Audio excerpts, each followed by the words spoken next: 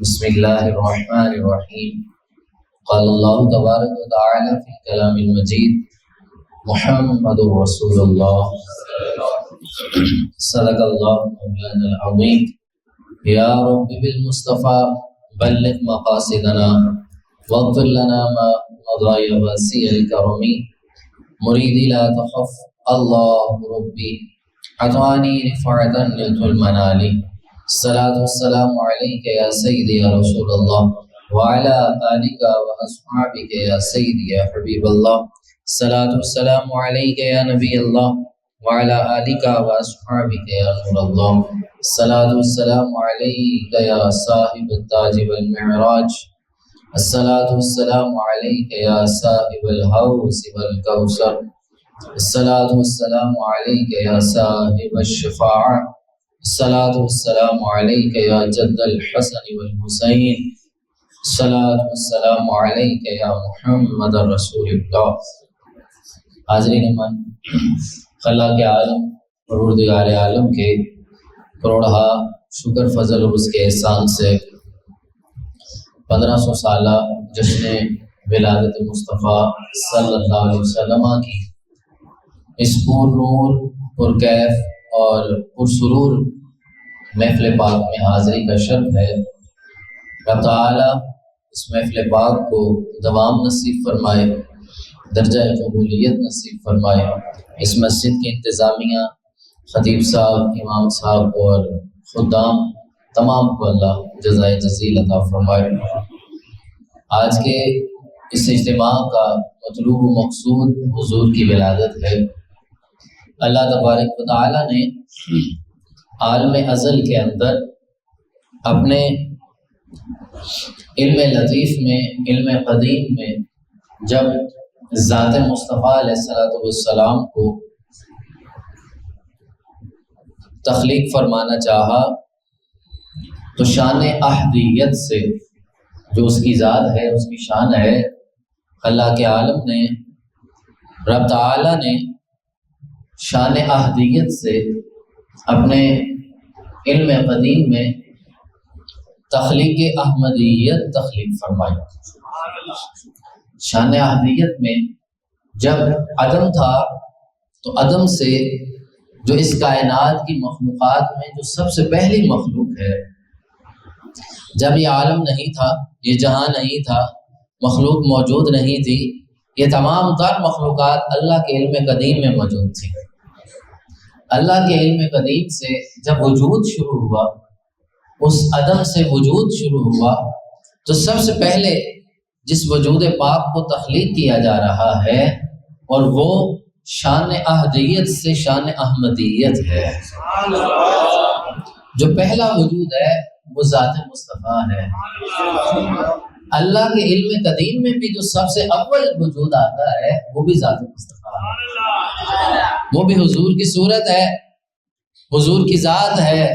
اللہ نے اپنی شان کے مطابق اپنے محبوب کی صورت کو مرتب فرمایا۔ ابھی کوئی مخلوق وجود میں نہیں آئی، ابھی کوئی پیدا نہیں ہوا۔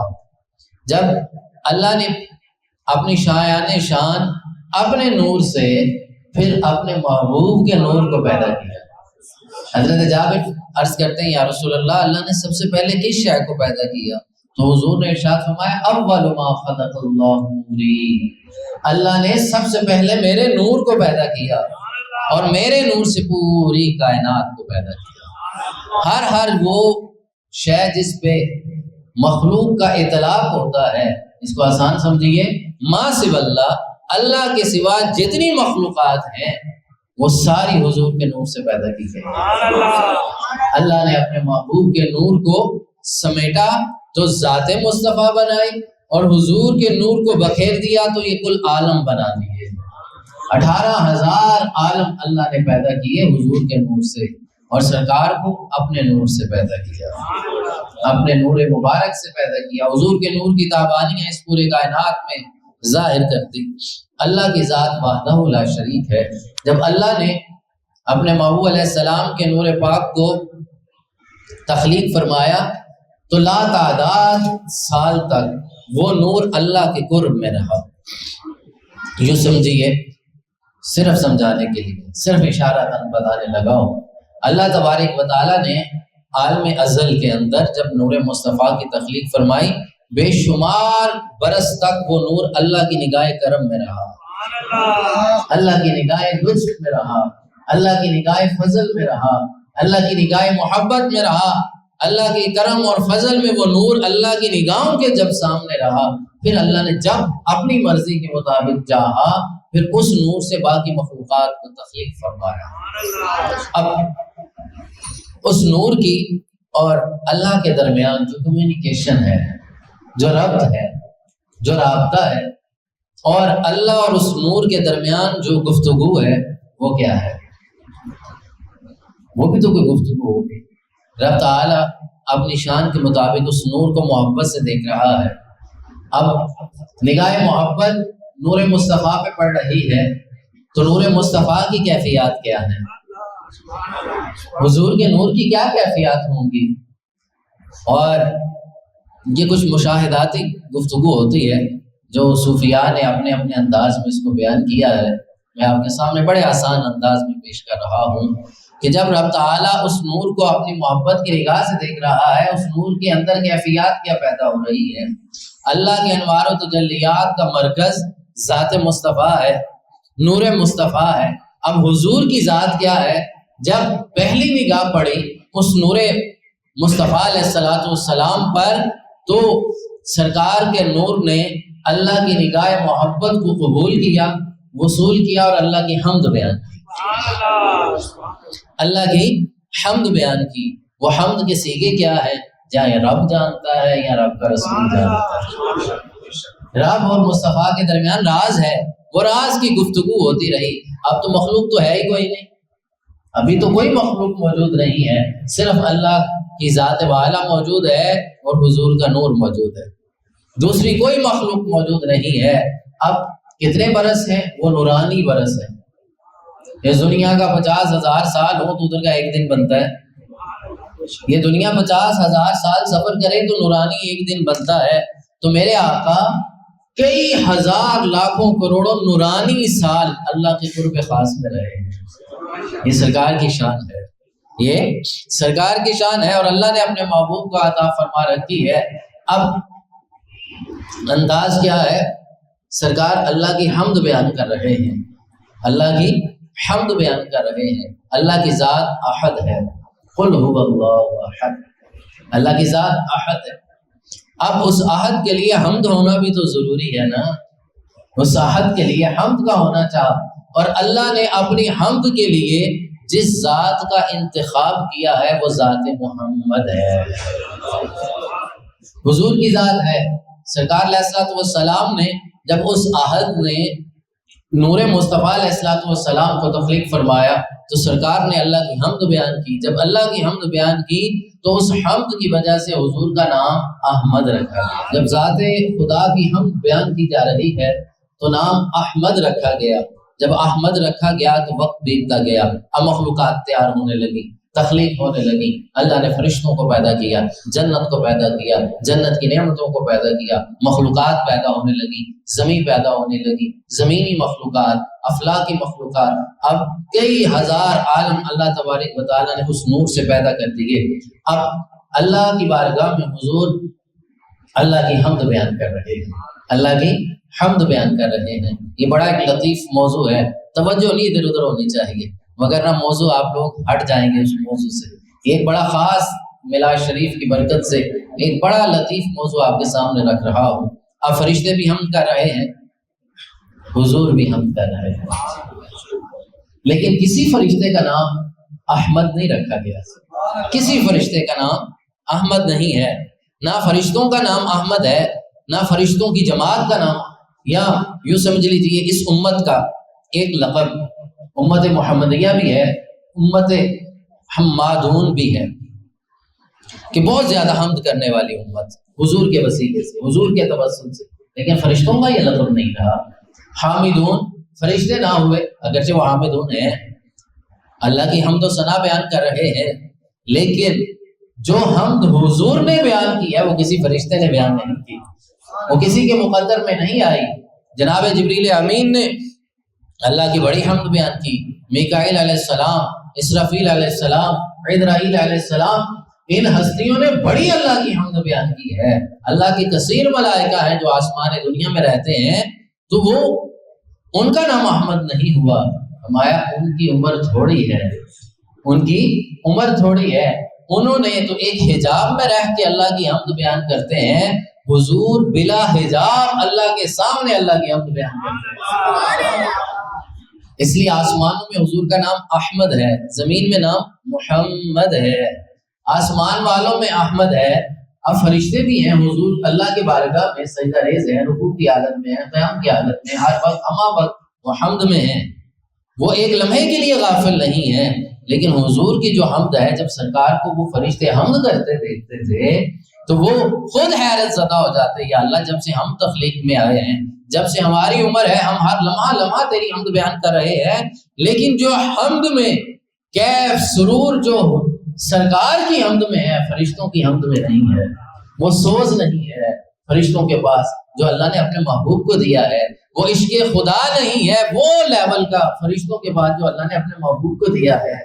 ایک ہے فرشتوں کا اللہ سے محبت کرنا، فرشتوں کا اللہ سے محبت کرنا، یہ فرشتوں میں موجود ہے، یہ جذبہ موجود ہے، یہ ساری مخلوق میں ہے. تمام مخلوقات اللہ سے محبت کرتی ہیں، لیکن اللہ کا محبت کرنا یہ صرف حضور کے پاس ہے، باقی فرشتوں کے پاس نہیں ہے. اس لیے اللہ نے کیا نام رکھا؟ احمد. اب وہ وقت آ جاتا ہے حضور کے دادا جان.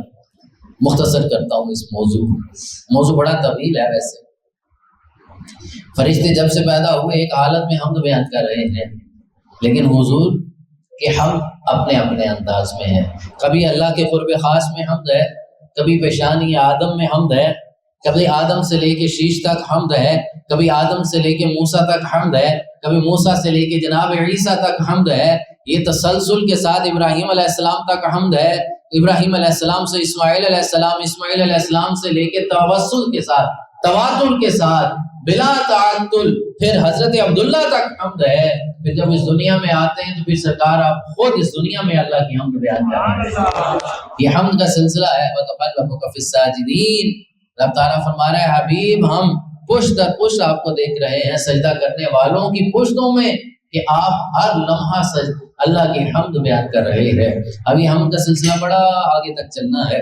جب حضور دنیا میں تشریف لانے لگے، آپ کے دادا جان کعبۃ اللہ میں آرام فرما رہے ہیں، خواب دیکھتے ہیں کہ آپ کی پشت سے جناب حضرت عبد المطلب کی پشت سے ایک درخت ظاہر ہوا اور وہ آسمان تک چلا جا رہا ہے، بلند ہوتا چلا جا رہا ہے اور اتنا وسیع ہوتا گیا کہ آسمان کی بلندیوں کو چھو رہا ہے. اٹھے تو کسی سے تعبیر پوچھی یہ کیا ماجرا ہے؟ انہوں نے کہا عنقریب آپ کے ہاں اگر ولادت متوقع ہے، آپ کے ہاں وہ ہستی آنے والی ہے کہ جس کا تذکرہ مشرق و مغرب میں بھی ہوگا، آسمانوں میں بھی ہوگا اور زمین میں بھی ہوگا. زمین میں بھی ہوگا. جب حضور دنیا میں تشریف لائے تو آپ کا نام نامی رکھنے کا ایک خاص انداز ہوا، تو حضرت عبد المطلب آپ کے دادا جان آپ نے نام محمد رکھا. آپ کے پورے قبائل کے جتنے بڑے بڑے سردار نے انہوں نے پوچھا کہ یہ نام ہم نے پہلی بار سنا ہے، بڑے بڑے مقدس نام ہم نے سن رکھے ہیں، لیکن اس میں محمد آج سے پہلے کبھی نہیں رکھا گیا. اس میں کیا وجہ ہے؟ اس میں کیا راز ہے؟ انہوں نے یہ خواب بیان کیا کہ میں نے خواب میں دیکھا ہے کہ یہ ماجرا ہوا اور مجھے خواب میں اللہ کی جانب سے یہ نام دیا گیا ہے اور کہا گیا ہے یہ نام اللہ نے جنت کے نورانی حجابات میں چھپا کے رکھا تھا. آدم علیہ السلام سے لے کے آج تک یہ نام کسی کا نہیں رکھا گیا، یہ نام فقط ذات مصطفیٰ علیہ السلام کا. حضور کا نام کیا رکھا گیا؟ محمد صلی اللہ علیہ وسلم. حضور کا نام اسم گرامی محمد رکھا گیا. آسمانوں میں نام احمد، دنیا میں نام محمد. آسمانوں میں احمد کیوں ہے؟ عیسیٰ علیہ السلام نے بھی جب حضور صلی اللہ علیہ وسلم کے آنے کی بشارت دی تو یہی نام کہا، وَمُبَشِّرًا بِرَسُولٍ يَأْتِي مِن بَعْدِهِ اسْمُهُ احمد. اچھا انہوں نے محمد کیوں نہیں کہا؟ پہلا تو یہ علماء نے لکھا کہ اس لیے کہ ابھی اللہ نے راز کا حکم تھا کہ ابھی راز رہے، حضور کا ظاہری نام ذاتی نام ظاہر نہ ہو سکے، اس لیے احمد. دوسرا ایک اور ماجرا بھی ہے، عیسیٰ علیہ السلام کا تعلق آسمانی دنیا سے ہے کہ انہوں نے ابھی واپس جانا ہے آسمان میں. جو آسمانی دنیا میں انہوں نے نام سنا تھا احمد، اسی کا اظہار دنیا میں کر دیا کہ ان کا نام احمد ہے۔ احمد کس لیے؟ کہ اللہ کی بڑی حمد بیان کی۔ اب حضور دنیا میں تشریف لائے، عالم ازل میں عالم نور میں اللہ کی حمد بیان ہو رہی ہے تو نام احمد رکھا جا رہا۔ اس احد نے اس ذات کا نام احمد رکھا اور احمد سے محمد ہونے لگا ہے۔ محمد کیسے ہونے لگا ہے؟ صلی اللہ علیہ وسلم۔ صوفیاء نے اس میں بڑا خوبصورت اور لطیف نقطہ بیان کیا ہے۔ سرکار اللہ کی حمد بیان کر رہے ہیں، حمد بیان کر رہے ہیں۔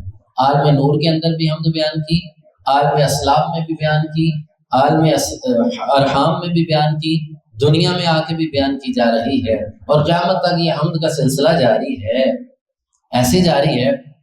یوں دیکھیے دنیا میں آئے تو پھر بھی حمد ہے۔ میرے آقا ارشاد فرماتے ہیں قیامت کا روز ہوگا، اللہ مجھے حمد کا جھنڈا عطا فرمائے گا، لوائے حمد مجھے دیا جائے گا۔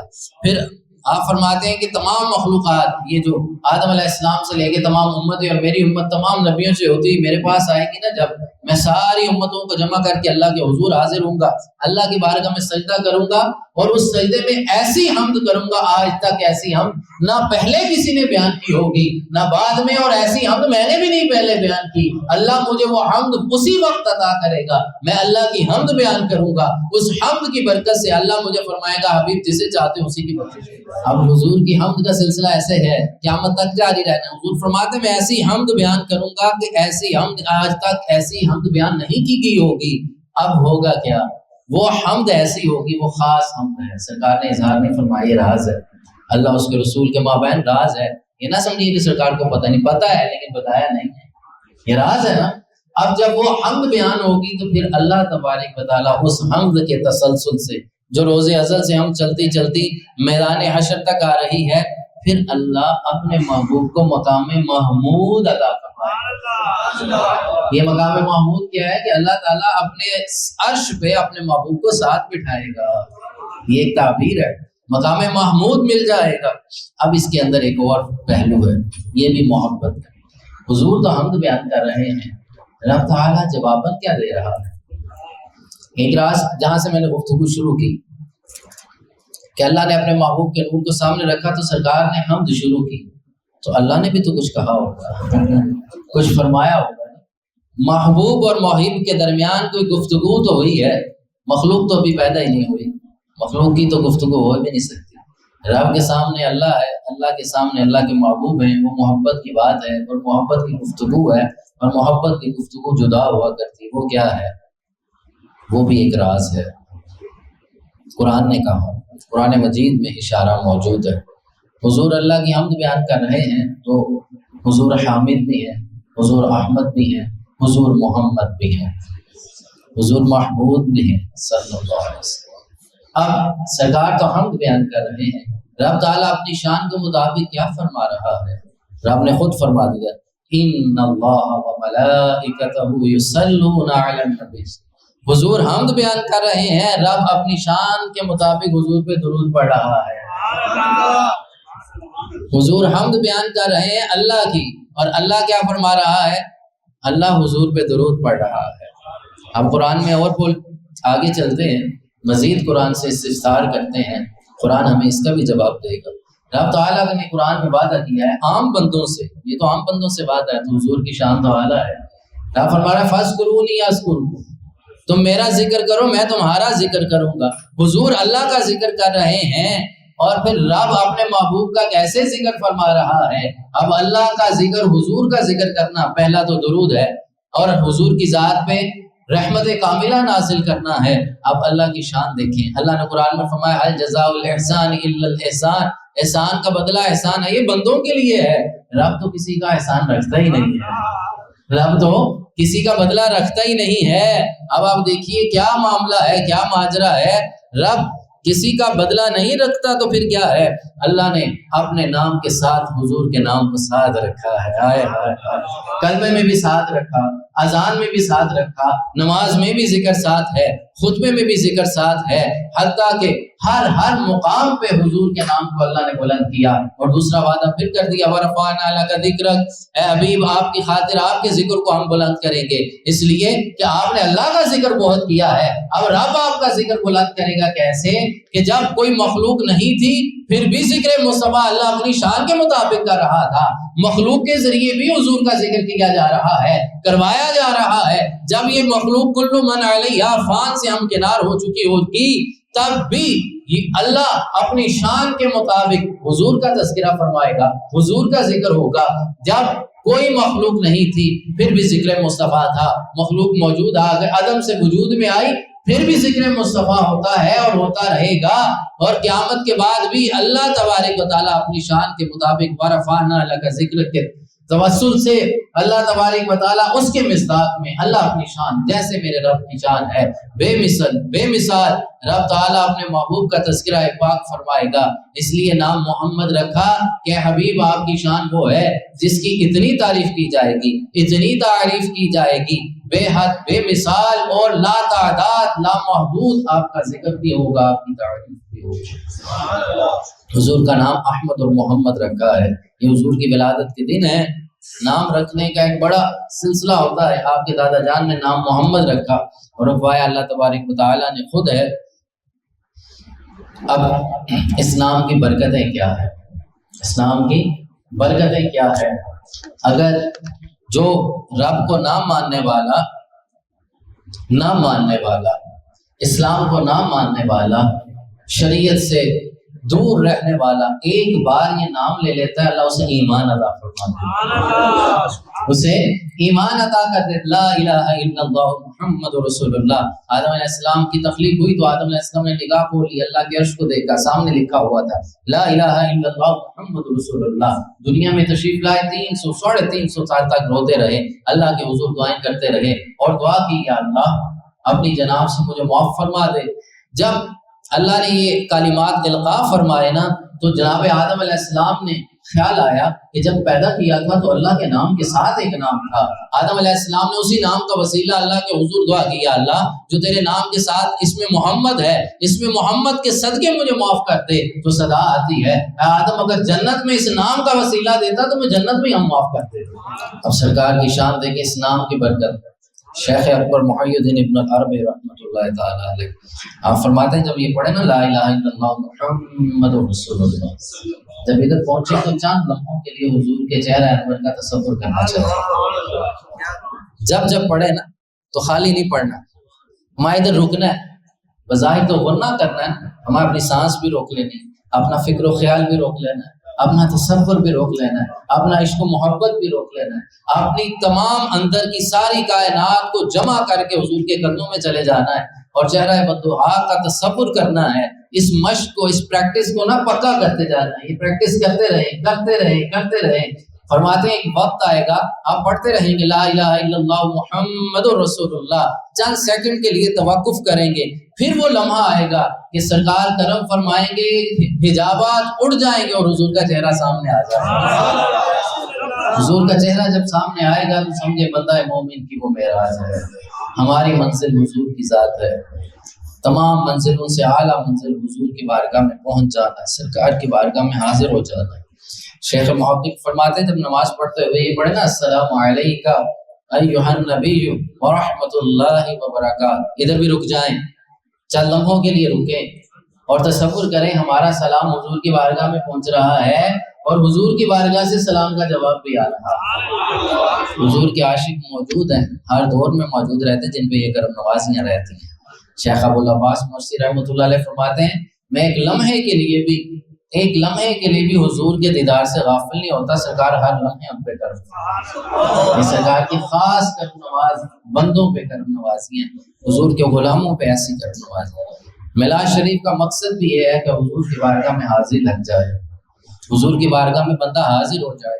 اللہ نے اپنے محبوب کا جو نام ہے ایسا نام کسی کو نہیں دیا، اللہ نے حضور کو جو امت دی تو ایسی امت بھی کسی کو نہیں دی، حضور نے اپنے محبوب کو جو کلام قرآن دیا تو ایسا کلام بھی کسی کو نہیں دیا، اللہ نے حضور کو جو زمانہ دیا وہ زمانہ بھی سب سے افضل اور اعلیٰ ہے، حضور کی ذات بھی سب سے افضل اور اعلیٰ ہے، حضور کے معجزات بھی افضل اور اعلیٰ ہیں، حضور کی ذات بھی سب سے افضل و اعلیٰ ہے، حضور کی صفات بھی سب سے افضل و اعلیٰ ہے، یہ حضور کی شان ہے۔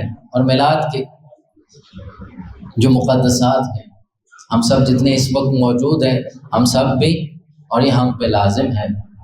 میلاد شریف آ رہا ہے، میلاد ایک محبت ہے، میلاد شریف کا لمحہ، میلاد شریف کا مہینہ ایک جذب ہے، ایک جنون ہے، ایک کیفیت ہے، ایک سرور ہے، یہ ایمان کا حصہ ہے اور ایمان کی اوج ہے۔ یوں سمجھیے پورے سال کے بعد جیسے میلاد ربیع الانوار آتا ہے تو کیفیت یوں بن جاتی ہے کہ جیسے بندہ دھل رہا ہے، اندر سے صفائی ہو رہی ہے، اندر سے من پاک ہو رہا ہے۔ جب سرکار کی محفل میں جانا ہوتا ہے، حضور کی بارگاہ میں حاضری ہوتی ہے، اور ربیع الاول کے آداب میں پہلا ادب یہ ہے کہ کثرت درود کرنا چاہیے۔ اسلاف نے یہی طریقہ ہمیں بتایا۔ میلاد شریف منانے کا جو طریقہ وہ یہ ہے، جیسے آپ بیٹھے ہیں، جیسے آپ تمام اہتمامات کرتے ہیں، اس کے علاوہ کثرت سے روزہ رکھنا چاہیے، یہ میلاد شریف کے آداب ہیں۔ صوفیہ پورا مہینہ روزہ رکھا کرتے ہیں، میلاد شریف حضور کی بارگاہ میں پیش کیا کرتے ہیں۔ وہ کیوں؟ سرکار ہر پیر کو خود روزہ رکھتے، اور سرکار نے فرمایا اس لیے رکھ رہا ہوں کہ یہ پیر کے دن میرے ولادت کا دن ہے، تو یہ مہینہ روزہ رکھنے کا مہینہ ہے، حضور کی بارگاہ میں پیش کرنے کا۔ اور رات جب سونے لگے عشاء کے ساتھ یا تہجد کے ساتھ، یہ اپنا جو سمجھیے اپنے اوپر لازم کیجیے۔ ایک نسخہ دینے لگا ہوں آپ کو، آپ سرکار علیہ السلام کی محبت کا نسخہ ہے۔ آپ چاہتے ہیں حضور کی محبت میں اضافہ ہو تو روزانہ باقاعدہ 2 نوافل حضور کی بارگاہ میں ہدیہ کیا کریں، یہ ہمارے بزرگوں نے بتایا۔ قلب میں حضور کی محبت بڑھ جائے گی۔ یہ کہ لفظی محبت، نعروں کی محبت، وہ جو ہم لگاتے ہی رہتے ہیں، ایک ہے قلب کی محبت۔ انسان کی سب سے بڑی دولت یہ ہے کہ اس کے دل میں حضور کی محبت آ جائے، سرکار کا نام آئے اور اس کی نگاہیں نم ہو جائیں، یہ محبت کی نشانی ہے۔ اگر ایسا نہیں ہے تو پھر سمجھیے صرف باتیں، گفتگو ہے، صرف باتوں کی حد تک۔ گفتار کا غازی بن تو گیا، کردار کا غازی بننا، کردار کے غازی کے لیے بڑی محنت ہے۔ اور اس کا میلاد شریف کا اگلا ادب یہ ہے کہ اس مہینے میں انسان ارادہ کرے کہ پورا مہینہ انسان سے کوئی گناہ سرزد نہیں ہوگا۔ کیوں؟ یہ حضور کا پاک مہینہ ہے، مجھے بھی پاک رہنا ہے، مجھے بھی پاک صاف رہنا ہے۔ گھر میں اہتمام کریں درود پاک کی محفل کا، اپنے دفتر میں اہتمام کریں درود شریف کی محفل کا، مختصر ہونی چاہیے۔ پھر میلاد شریف کے جلوس میں لازماً جائیں اور اچھے گیٹ اپ کے ساتھ جائیں، پاک صاف حالت میں جائیں، پاکیزہ حالت میں جائیں، اور اس جلوس کو مقدس کیجیے۔ مزید اس کی تقدیس کی ضرورت ہے۔ جو ہم نے جو لہوات شروع کر دی، نعوذ باللہ، اس سے اللہ ہمیں محفوظ فرمائے، اس کی حوصلہ شکنی ہمیں کرنی ہر حوالے سے۔ خود بھی خواتین کو منع کریں کہ نہیں، یہ جلوس تمہارے جانے والا نہیں، یہ سرکار کا جلوس ہے، اس میں میلاد ہے، اس میں درود ہے، اس میں نعت شریف ہے، اس میں یہ نہیں لاب و لاب نہیں ہے کہ آپ بازاروں میں سجدہ کے باہر جائیں۔ خواتین باہر نکلیں گی تو شیطان خوش ہو، شیطانیت باہر نکلے گی۔ شیطان کے سب سے بڑے تیروں میں خواتین ہیں، تو لہٰذا اپنے آپ کو بچائیں، گھر والوں کو منع کریں، وہ خود جائیں تو پاکیزہ حالت میں جائیں، حضور کی سنت والا لباس پہن کے باہر جائیں۔ اس لیے نہیں کہ آپ جائیں گے تو شور و گل ہوگا، نہیں، لنگر بھی مل جائے گا، سرکار کا لنگر ساری زندگی ملتا ہے، ہمارے بڑوں کو بھی ملا، ہمیں بھی ملنا، ہماری اولادوں کو بھی ملنا ہے۔ ہم ان کے ٹکڑوں میں پلنے والے لوگ ہیں، ہم غلام ہیں سرکار، وہ اپنے غلاموں کو بھوکا نہیں رکھتے۔ باہر ایک جانور باندھ دیا جائے نا تو مالک کو فکر ہوتی ہے یار وہ بھوکا نہ رہ جائے، ہم تو کلمہ پڑھنے والے غلام ہیں۔ ہمارے مالک تو لجپال ہیں، انہیں تو ساری کائنات دے دی گئی ہے، ہمارے مالک تو سخی ہیں، وہ کیسے اپنے غلاموں کو بھوکا رکھیں گے؟ صرف دال روٹی پہ اپنا ایمان نہیں بیچنا، اپنے ایمان کو مضبوط رکھنا ہے۔ یہ جہاد کا وقت ہے بھائی، آپ کے ڈانس دکھا کے میلاد پہ تنقید کی جاتی ہے، نہیں، آپ نے پاکیزہ درود و سلام کی صداؤں میں نکلیں اور یہ بنایا، یہ دکھائیں لوگوں کو بھائی درود پڑھنے والے بھی موجود ہیں، جلوس میں آنے والے درود پڑھنے والے بھی موجود ہیں، حضور سے عشق و محبت کرنے والے بھی، رو کے درود و سلام، کھڑے ہو کے درود و سلام پڑھنے والے عاشق موجود ہیں۔ یہ میلاد کا پیغام ہے۔ اپنے گھروں کو سجائیں، جو بھی باتیں کرتا ہے ایک چیز یاد رکھیں، لوگ آپ کو حدیثیں بھی سنائیں، آیتیں بھی سنائیں، لوگ آپ کو بڑی بڑی باتیں بھی سنائیں، آپ نے کچھ نہیں سننا، صرف سرکار کے در کو نہیں چھوڑنا۔ کہنا مولوی صاحب آپ نے یہ گلا اپنے کول رکھو، بس سرکار سے محبت کا تقاضا، اس میں کمی نہیں آنی چاہیے۔ عشق جو ہوتا ہے نا وہ حضور اور غیرت مند ہوتا ہے۔ آپ کے ایمان کو ایک جھنڈے پہ مسلا دے کوئی مولوی، یار کیسا ایمان ہے؟ تم نے لائٹنگ لگائی اور اس کے نام پہ مولوی تجھے لے جائے اور کہے جی یہ بدعت ہے، یہ گمراہی ہے، یہ فلاں ہے، یہ فلاں ہے۔ عشق تو بڑا غیرت مند ہوتا ہے، عشق تو کسی کی بات سنتا ہی نہیں۔ ہم عاشق رسول اور کسی ارے غیرے کی ویڈیو سن کے اپنا ایمان تباہ کر دیں، یہ کیسا ایمان تھا، یہ کیسی محبت، یہ کیسا عشق تھا کہ ایک جھنڈے کے اوپر آپ نے اپنا ایمان عقیدہ بدل لیا، ایک لائٹنگ لگانے پہ آپ نے عقیدہ بدل لیا، ایسا نہیں ہے۔ تو یہ ذمہ داریاں ہم سب پہ ہیں۔ میلاد کے جلوس میں لازمی جانا ہے، لیکن سنت کے مطابق جانا ہے، درود پڑھتے ہوئے جانا، نعت شریف پڑھتے ہوئے جانا، اس کے علاوہ نہیں۔ جہاں آپ کا ہاتھ پڑتا ہے منع کریں۔ یہ ساؤنڈ سسٹم سے نجات ڈلوائیں۔ قوالی شروع ہوتی ہے، پھر قوالی کے اوپر دوال شروع ہوتی ہے، دوال سے آگے ڈانس شروع کر دیتے، جہاں سے پہلا سٹیپ ہے وہی روک دیں، تلاوت اور نعت تک رہیں بس۔